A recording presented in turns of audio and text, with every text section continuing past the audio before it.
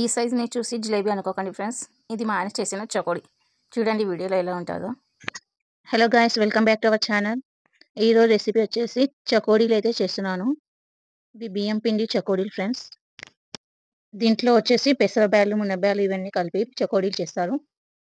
ఇంకా దీంట్లో ఏమేమి వేస్తానో మొత్తం వీడియో స్కిప్ చేయకుండా మొత్తం చూడండి ఫ్రెండ్స్. ముందుగా వచ్చేసి దీంట్లో 1 కేజీ పెసరబ్యాలు, 1 కేజీ మునబ్యాలు అయితే తీసుకోండి. అవి బాగా కడిగినాక 1 గ్లాస్ వాటర్ వేసి కుక్కర్లో అయితే పెట్టేయండి. 2 విజిల్ వచ్చేంత వరకు పెట్టండి. ఇది కొంచెం చూసుకొని ఉండాలి ఫ్రెండ్స్, ఎందుకంటే ఇవి తొందరగా మాడిపోతాయి. ఎంత బాగా చూస్తున్నా అడుగుకి అయితే కొంచెం అయితే ఎంటుకుని ఉంటుంది, అందుకనేసి తొందరగా తీసేసిన నేను కూడా. తీసినాక కొంచెం చెక్ చేసుకోండి. ఇదిగోండి, నేనైతే చెక్ చేసిన బాగా మెత్తగా అయిపోయినాయి. ఇప్పుడైతే తీసేస్తున్నా. ఇవి చల్లారనివ్వడానికి అయితే ఒక పెద్ద షిన్లో అయితే తీసేసిన. ఒక 10 నిమిషాలు ఫ్యాన్ కింద అయితే పెట్టేసుకోండి.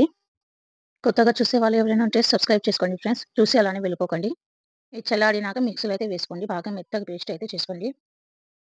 మెత్తగా అయితే అయిపోయినాయి.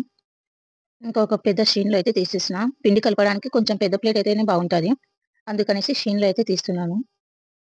దీంట్లో అర్ధపడి బియ్యం పిండి, 1 చెంచా కారం పొడి, తగినంత ఉప్పు వేసి బాగా కలుపుకోండి. నీళ్లు వేయాల్సిన అవసరం లేదు, అలానే కలుపుకోండి. బాగా పిండిని ఒక ప్రెస్ చేస్తూ గట్టిగా కలుపుకోండి. ఈ బియ్యం పిండి ఇంట్లోదే వాడుతున్నా, మీకు కావాలంటే బయట కూడా దొరుకుతాయి కదా, అవి కూడా వాడొచ్చు. గ్రైండర్కి వేయించుకొని బియ్యం పిండి వాడుతున్నాను.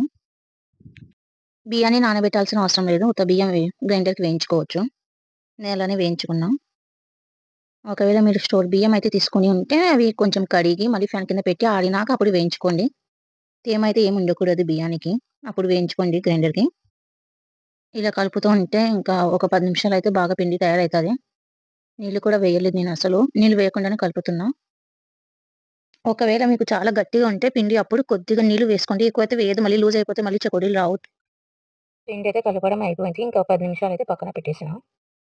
మామూలుగా అయితే పెట్టాల్సిన అవసరం లేదు, నేనైతే ఆయిల్కి అయితే పెట్టలేదు, అందుకనేసి 10 నిమిషాలు పెట్టి ఆయిల్కి అయితే వేస్తున్నా.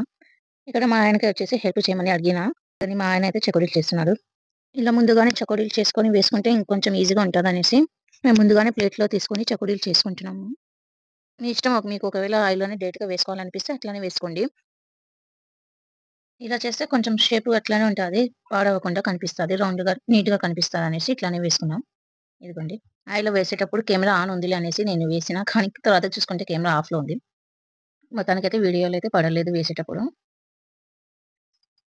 నూనె బాగా వేడైనాక ఒకసారి పిండి కొంచెం వేసి చూడండి. పిండి పైకి వచ్చేస్తే బాగా అయినట్టు ఆయిల్, అప్పుడు వేసుకోండి చకోడీలో. మీడియం ఫ్లేమ్లోనే ఉంచండి. మీరు ఫుల్గా చేస్తే మళ్ళీ లోపల పిండి అట్లానే ఉండిపోతుంది, అందుకనేసి మీడియంలో అయితే పెట్టుకున్నాను నేను. మీలో ఎంతమందికి స్వీట్ అంటే ఇష్టమో, హాట్ అంటే ఇష్టమో చెప్పండి ఫ్రెండ్. నాకైతే స్వీటే ఇష్టము.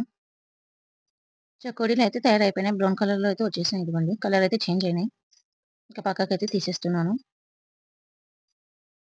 చూడ్డానికి కూడా చాలా బాగా కనిపిస్తున్నాయి కదా ఫ్రెండ్స్, టేస్ట్లో కూడా చాలా బాగుంది.